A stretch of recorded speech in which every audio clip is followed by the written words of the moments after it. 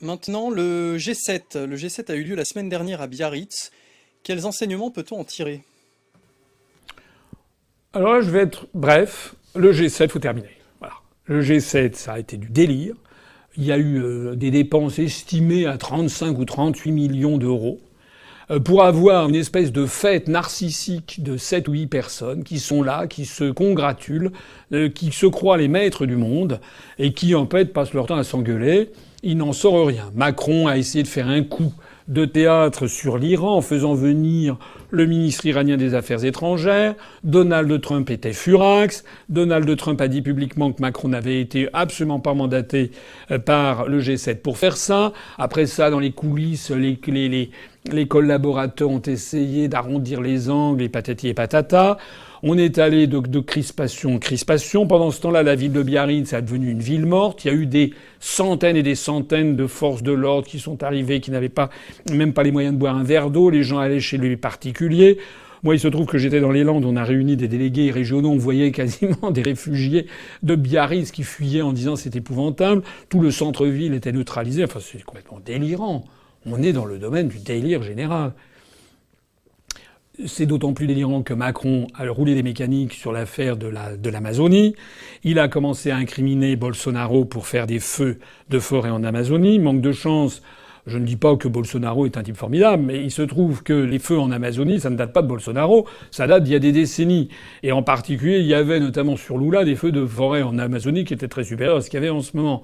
Deuxièmement, des feux de forêt en Afrique, il y en a aussi. Troisièmement, j'invite toutes les personnes qui me regardent à aller lire un petit dossier fort bien fait qu'a fait Jérôme Yanez, notre responsable pour les questions écologiques, sur la situation des forêts en France.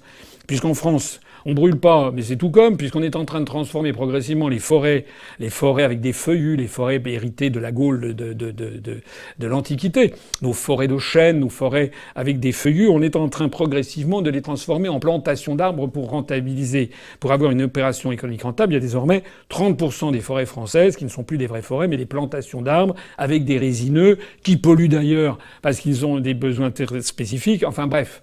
Et puis il y a le commerce de l'agro-business autour du bois, la filière bois. Vous savez peut-être qu'en France, on fait du chêne qu'on coupe en morceaux, qu'on envoie en Chine. C'est en Chine que le chêne est transformé en parquet. Après, ça nous le renvoie. Ça fait 40 000 ou 50 000 kilomètres si ça passe par le canal de Bonne-Espérance pour aller faire fabriquer nos bois là-bas.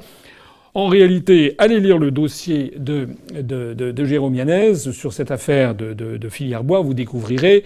Alors bien entendu, je ne dis pas que Bolsonaro au Brésil, le gouvernement brésilien, c'est Blanche-Neige, mais il se trouve que des feux de forêt en Amazonie, il y en a depuis des décennies. Il y en a eu d'ailleurs sous le prédécesseur, sous Madame Dilma Rousseff ou son prédécesseur sous Lula.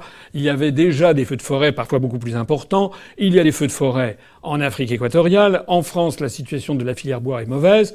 Eh bien tout ceci est expliqué dans ce dossier de Jérôme Yanez. Ce qui se cache derrière tout ça, c'est simplement l'appétit du pognon, du fric. Et naturellement, toujours les mêmes histoires, c'est-à-dire la mondialisation des échanges et également le développement de l'alimentation carnée dans les pays d'Occident. Il y a de plus en plus de consommation de viande de bovins. Les bovins, notamment élevés, que ce soit dans des fermes de 1000 vaches ou je sais pas quoi, eh bien, les bovins ont besoin de tourteaux de soja. Et les tourteaux de soja, eh ben, on va les faire, notamment en déforestant l'Amazonie et en faisant des plantations de soja. Donc, derrière toutes ces histoires, on peut pas faire comme l'a fait Macron, parce que c'est absolument dégueulasse. C'est de jeter l'opprobre sur un pays en particulier, alors même que la France et l'Union européenne, comme les États-Unis d'Amérique, sont les auteurs, les responsables numéro un de ces échanges commerciaux déséquilibrés, les acteurs, les responsables numéro un de la déforestation des forêts primaires équatoriales que l'on trouve en Afrique, que l'on trouve en Amazonie. J'ajoute, pour clore sur ce chapitre de l'Amazonie qui a occupé une large part du G7, j'ajoute ce scandale absolu qui est la duplicité abjecte de Macron sur l'affaire amazonienne. Je rappelle, là aussi, on a publié un communiqué de presse, je vous y renvoie, que Macron, après avoir dit qu'il allait remettre en cause le projet de montagne d'or en Guyane française, en fait, en sous-main, laisse poursuivre ce projet. Je rappelle que c'est un projet, paraît-il, qu'on aurait trouvé dans l'ouest de la Guyane, au sud-est de la ville de Saint-Laurent-du-Maroni. on aurait trouvé des gisements aurifères où on pourrait éventuellement dégager environ 155 tonnes d'or, ce qui suscite des appétits, des convoitises d'un conglomérat minier canadien et russe, soutenu d'ailleurs par M. Jacques Attali, et comme par hasard soutenu par Macron. Sauf que si on fait ça, on est obligé d'enlever des hectares et des hectares de forêt amazonienne en Guyane française, et puis de polluer les sols parce que les mines d'or sont extrêmement polluantes. On utilise notamment beaucoup de mercure. Vous le savez peut-être. Or, le mercure, si on empoisonne les sols avec du mercure, eh bien, c'est pendant des siècles et des siècles qu'on risque d'avoir des sols qui sont extraordinairement pollués. Au lieu de donner un coup d'arrêt clair et net à ce projet, qui suscite l'opposition majeure d'un grand nombre de Guyanais, et notamment de nos compatriotes amérindiens qui vivent dans les parages de ce projet de Montagne d'Or, au lieu de donner un coup d'arrêt, M. Macron n'a pas arrêté de mentir, de dire qu'il était contre tout en laissant faire. Je rappelle que nous avons participé, nous, à une élection législative partielle en Guyane au début de l'année 2018. Je m'y étais d'ailleurs rendu pour soutenir Georges Mignot, notre candidat. Et dans notre programme législatif, il y avait justement l'interdiction absolue de ce projet de Montagne d'Or. Malheureusement, les électeurs ont voté pour En Marche, ont voté pour le candidat qui, lui, trouve très très bien ce projet Montagne d'Or. On imagine qu'il doit y avoir des enveloppes qui circulent derrière, peut-être. Voilà. Alors, M. Macron, donnant des leçons de morale à Bolsonaro parce qu'il déforeste l'Amazonie, alors que lui-même, Macron, est à la tête d'un gouvernement, d'un État qui participe par l'intermédiaire de l'Union européenne à un schéma économique planétaire qui favorise justement, qui pousse partout à la déforestation, alors que M. Macron, en plus de tout ça, laisse faire et a même approuvé lourdement, il y a encore 2 ans, ce projet de Montagne d'Or dans la Guyane française en Amazonie, eh bien M. Macron est un tartuffe. Au total, pour en revenir au G7, la montagne, comme d'habitude, a accouché d'une souris. D'ailleurs, tout le monde se contrefiche de ce que décide le G7. Il faut comprendre une fois pour toutes que le G7 est un truc profondément illégitime. Le G7 est apparu dans l'esprit fécond de M. Giscard d'Estaing en 1975, où M. Giscard d'Estaing avait décidé qu'il fallait qu'il y ait une espèce de directoire des gens chics. C'est-à-dire, il devait y avoir le Canada, les États-Unis, le Japon, et puis 4 pays de l'Union, de ce qui était encore à l'époque le marché commun, c'est-à-dire l'Allemagne, la France, l'Italie et le Royaume-Uni. C'était ça le G7. Ça montre d'ailleurs le caractère peu démocratique de l'esprit fécond de M. Giscard d'Estaing, qui est un esprit plutôt aristocratique, puisqu'il estimait, en définitive, qu'au sein du marché commun, il y avait les torchons et les serviettes étant l'Allemagne, la France, l'Italie et le Royaume-Uni, les torchons étant le reste, c'est-à-dire les Pays-Bas, l'Espagne, l'Italie, etc., qui déjà étaient membres du marché commun. Ce G7 avait la prétention d'être une espèce de directoire mondial des gens chics, des occidentaux, ayant vocation à décider de l'avenir de la planète. Après, ce G7 est devenu le G8, lorsqu'il a été question d'y faire entrer la Russie, qui est entrée. Depuis l'affaire de Crimée, la Russie a quitté le G7. Il a été question lors du G7 de Biarritz, grave question de savoir si la Russie rentrerait dans le G7 pour que le G7 redevienne le G8. Et puis comme de toute façon ce système finalement n'a aucun sens, parce que c'est pas parce que l'Allemagne, la France, l'Italie, les États-Unis, le Japon et le Canada vont tomber d'accord sur un truc que ça va impliquer que la Chine, l'Inde, le Brésil, le Nigeria, l'Afrique du Sud, le Paraguay, le Kazakhstan changent de point de vue. Au passage, d'ailleurs, vous imaginez ce que pensent du G7 les dirigeants de Madrid, de Varsovie, de Budapest, de Bucarest, de Sofia, d'Athènes, d'Oslo, pas d'Oslo mais de Stockholm, de Dublin, de Lisbonne, enfin bref, les autres pays de l'Union européenne. Paraît-il qu'au sein de l'Union européenne, on est tous copains, qu'on a une seule politique étrangère de sécurité et de défense, sauf que dans le G7, on leur fait comprendre à l'Espagne, au Portugal, à la Pologne, à la Hongrie, à la Roumanie, à la Bulgarie, à la République tchèque, on leur fait comprendre qu'en fait, ils sont pas tellement fréquentables, ils sont un petit peu mauvais, donc il faut qu'ils dégagent, on reste entre gens de qualité. Donc ce G7, évidemment, est très très impopulaire, ou donc jugé très illégitime par les autres pays membres de l'Union européenne, de telle sorte d'ailleurs que, pour essayer de remédier à ce truc bancal, on y a mis le président de la Commission européenne, C'était Monsieur Drunker jusqu'à peu. Maintenant, ça va être Madame von der Leyen qui vient jouer les utilités et faire un peu tapisserie pour poser au milieu de cet aréopage de responsables occidentaux qui passent leur temps en fait à se détester et à s'envoyer des pics des coups de pied dans les gencives, à s'envoyer des coups de pied dans les tibias. Au total, ce G7 a coûté minimum 35 à 38 millions d'euros.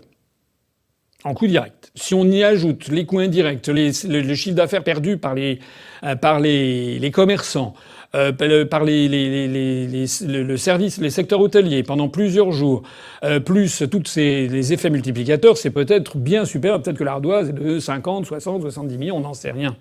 C'est délirant. Pour des gens qui prétendent parler pour l'écologie, mais si c'est de l'écologie, ils n'ont qu'à faire un G7 virtuel et puis ils sont tous derrière Skype, chacun l'un à l'Élysée, l'autre à la Maison Blanche, et puis ils se parlent derrière Skype. Ça coûtera rien du tout.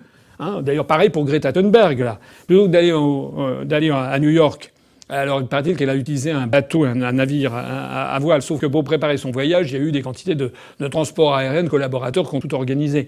Mais non, d'une pipe, si ces gens sont à ce point, comment dirais-je, hantés par l'émission des gaz à effet de serre, qu'ils arrêtent de faire ça. Qu'ils se réunissent avec un Skype, avec une vidéoconférence, et puis tout le monde sera content. Ah, c'est sûr qu'évidemment, du point de vue narcissique, on n'aura pas les photos comme ça. Et est-ce que la robe de Madame Macron était de telle ou telle couleur? Ça éviterait d'ailleurs à Madame Macron de se ramasser les avanies peu élégantes, il est vrai, que là, on ne peut que condamner, du président brésilien. Enfin, on ne sait plus très bien ce qui se passe. Mais enfin, tout ça, ce sont des nids de vipères, des paniers de crabes, des nids à embrouilles, des trucs qui coûtent des sommes folles. Le pompon de cette histoire, c'est que le G7 a accouché, paraît-il, d'un programme d'aide à l'Amazonie de 20 millions d'euros. Ils en ont dépensé le double pour organiser le sommet qui a accouché de ce truc-là. On ne sait même pas d'ailleurs qui va payer. En conclusion, eh bien, ce que je pense, c'est que si j'arrive un jour à la fonction de chef de l'État, si je suis élu en 2022, eh bien, parmi les décisions que je prendrai, eh bien, je dirais que finalement, la France considère que le G7 ne sert à rien du tout, que ça coûte beaucoup trop cher et qu'on va faire des économies sur les frais des contribuables. Voilà. Ça m'évitera de prendre l'avion pour aller je ne sais pas où. Ça évitera aux parties prenantes de dépenser plus d'argent. Nous, cet argent, on l'économisera. Et puis surtout, on dira que c'est profondément illégitime.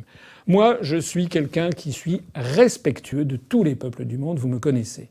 Et je suis d'abord et avant tout respectueux du peuple français parce que je suis français depuis des dizaines de générations, c'est mon pays, c'est le pays de mes ancêtres, je veux défendre la France, je veux défendre son rayonnement, défendre son insertion dans le concert des nations, mais comme le disait le général de Gaulle, les grandes figures nationales ont d'abord été des grandes figures, les grandes figures de l'humanité, les grandes figures de l'histoire de l'humanité ont d'abord été des grandes figures nationales.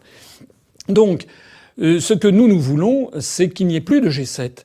Il faut qu'il y ait des forums de concertation, mais justement, ils existent. Ils existent à l'intérieur de l'Organisation des Nations Unies, à l'intérieur de la CNUSED, à l'intérieur de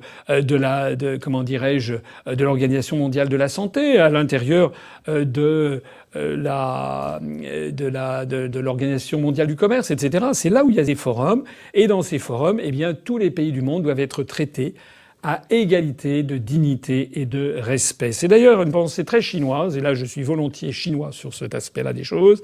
Le gouvernement chinois, comme d'ailleurs un certain nombre d'autres gouvernements, mais le gouvernement chinois en particulier, met toujours un point d'honneur à considérer que tous les peuples sont à égalité de dignité et que tous les chefs d'État, de quelque pays que ce soit, doivent être traités de la même façon.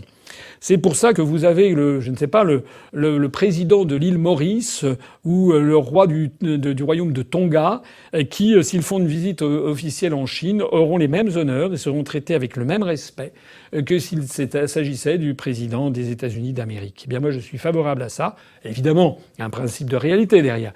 Il y a le poids respectif des économies, des armées, des systèmes de défense. Je n'en disconviens pas. Mais tous les peuples ont le droit à la parole. C'est un simple principe de démocratie planétaire. Donc avec moi, fini le G7, on arrêtera ce truc, on s'en passera très bien, de toute façon ça ne sert à rien. Et puis les Français commenceront à comprendre qu'en élisant François Asselineau à l'Élysée, ils ont changé le monde, ils ont passé dans un nouveau monde, celui du XXIe siècle qui attend la France.